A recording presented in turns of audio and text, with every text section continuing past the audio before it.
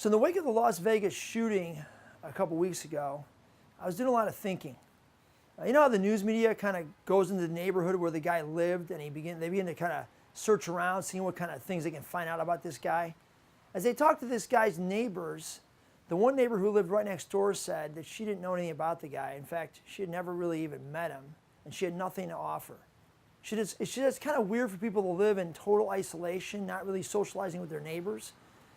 But most people today keep to themselves. Most people keep to themselves. I think that's probably true. As I thought about my own life, I thought, that's true. I have family, I have work, I have a lot of plates spinning in the air, right? And a lot of them are close to crashing to the ground. And so the easiest thing for me to do is just to keep to myself.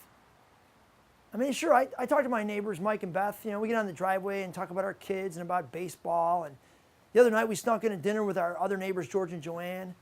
You know, but for the most part, I don't really know my neighbors. I don't really hang out with them much. In fact, last week this happened to me. I was walking along the street and there was a lady carrying some signs that were clearly for sale signs. And I stopped her on the sidewalk and introduced myself. My wife and I were together and we realized she was our neighbor across the street for the last 2 years and we had never met her until that moment. She said she was hating to leave the neighborhood. But my feeling wasn't because she knew the great clients, her neighbors who had really connected with her and made this great relationship. Instead, she was hating to leave, I guess, because it was a nice neighborhood and her roof was leaking and she couldn't stand it anymore, so she just had to move out. I mean, I left that conversation convicted. I mean, I didn't even reach out to this lady. I didn't have a connection with her. I didn't even know her name until the day she's moving out of my neighborhood. I mean, you don't want to have your nose in everyone's business, but it shouldn't happen to you where, like, your neighbor across the street has cancer for like a year and she goes through all kinds of treatments and you have no idea.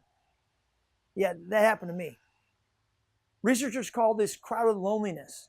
They say that we have tons of people around us, all the time, very little alone time, but we make very few meaningful connections with anyone. It's crazy to think I'm in the majority of most Americans. I'm convicted. It seems like as a Christian in this day and age, that the most spiritual thing I can do is to be a connector with my neighbors. You know, to make connections, to, I don't know, get to know them, to find out what's going on in their lives. I think Jesus called it loving your neighbor. How much of a difference do you think that would make? For more on Walking the Way of Jesus, check out our blog and stay up to date by liking us on Facebook.